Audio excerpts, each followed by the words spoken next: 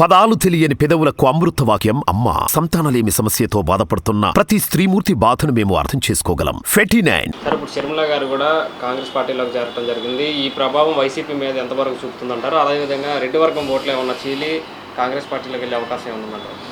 అసలు ఎటువంటి పరిస్థితుల్లో లేదు. మరి రాజశేఖర రెడ్డి గారిని కాంగ్రెస్ పార్టీ ఆ కుటుంబాన్ని చంద్రబాబు నాయుడుతో కలిసి ఏ విధంగా ఇబ్బంది పెట్టిందో మరి షర్మిల గారు మర్చిపోయినా ఈ రాష్ట్ర ప్రజలు మర్చిపోరు. ఎందుకంటే ఆమె రాజకీయ మనుగడ కోసం పార్టీ మారింది. కేవలం జగన్మోహన్ రెడ్డి గారు చిన్న ఉదాహరణ, తెలంగాణలో పార్టీ పెట్టారు, అక్కడ ఖాళీ అయిపోయింది, మళ్ళీ ఇక్కడ పడ్డారు, అంతే. మరి ప్రపంచమే వణికిపోయింది కరోనా.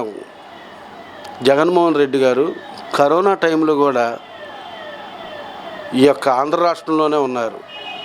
కరోనా టైంలో చంద్రబాబు నాయుడు ఎక్కడ ఉన్నాడు, పవన్ కళ్యాణ్ ఎక్కడ ఉన్నాడు, షర్మిలమ్మ ఎక్కడ ఉంది, వీళ్ళందరూ ఎక్కడ ఉన్నారు?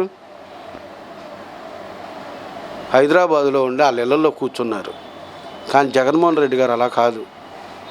అటువంటి పరిస్థితుల్లో కూడా ప్రతి ఒక్క ప్రజలకి మరి వైద్య సౌకర్యం కానీ ఆర్థిక సౌకర్యం కానీ చేసిన నాయకుడు.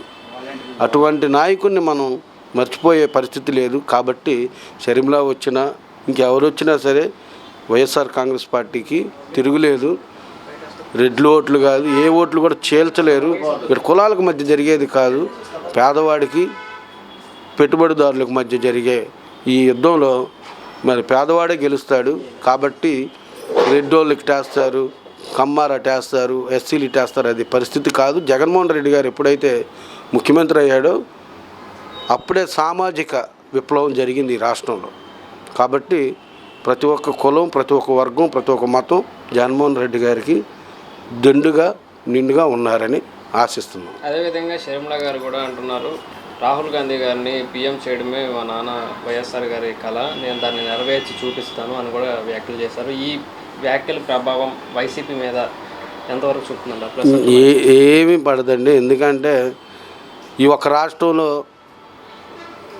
ఇచ్చేస్తానంటే మరి ఆయన్ని ఎన్నో సంవత్సరాలు 10 సంవత్సరాలు కాంగ్రెస్ గవర్నమెంట్ ఉన్నప్పుడు మరి రాహుల్ గాంధీ గారికి ఏ ఒక్కసారి కూడా అవకాశం ఇవ్వాలి సోనియా గాంధీ గారు. మరి ఈ రోజున అవకాశం వస్తుంది అని అంటే అది తప్పు. ఆంధ్రాలో అయితే ఆ పని జరగదు. ఎందుకంటే జగన్మోహన్ రెడ్డి గారు ప్రజా సంక్షేమంలో ముందున్నారు. ప్రజలు ఆయన తప్ప ఎవరిని విశ్వసించరు. ప్రజలకి ఆయనకి ఉన్న కనెక్టివిటీ అటువంటిది. కాబట్టి షర్మిల గారు కాదు, ఇంకెవరు వచ్చినా జగన్మోహన్ రెడ్డి గారిని కదిలిచ్చే పనే ఉండదు. మరి పిఎం విషయంలో అంటే వాళ్ళ సొంత నిర్ణయం. అది రాహుల్ గాంధీ గారిని చేయాలని ఆశించాలని అది రాజశేఖర రెడ్డి గారు ఆశే.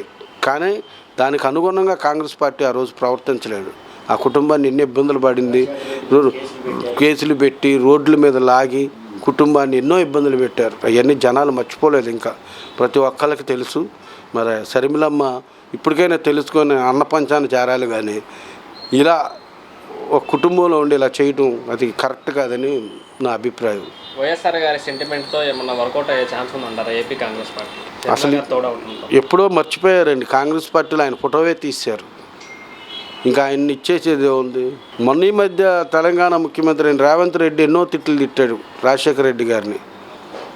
వాళ్ళ మనుగడ కోసం మళ్ళీ రాజశేఖర రెడ్డి గారిని పొగట్టడం అలా చేశారు. అంతేగాని వైఎస్ రాజశేఖర రెడ్డి గారి ప్రభావం ఆ విధంగా ఏ విధంగా ఉందో అంతకన్నా ఎక్కువ జగన్మోహన్ రెడ్డి గారి ప్రభావం ఉంది ఆంధ్ర రాష్ట్రంలో. జగన్మోహన్ రెడ్డి గారే మన ముఖ్యమంత్రి, ప్రజల మనిషి. అన్న వదిలిన బాణం షర్మిల ఇప్పుడు తిరిగి రివర్స్లో అన్నకే గుచ్చుకుంటుందని కూడా చంద్రబాబు గారు వ్యాఖ్యలు చేస్తున్నారు.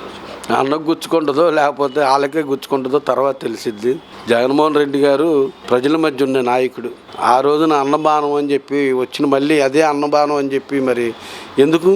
మీకు రాజకీయ మనుగడ కోసమా, మీ వ్యాపారాల కోసమా? తప్పు అది.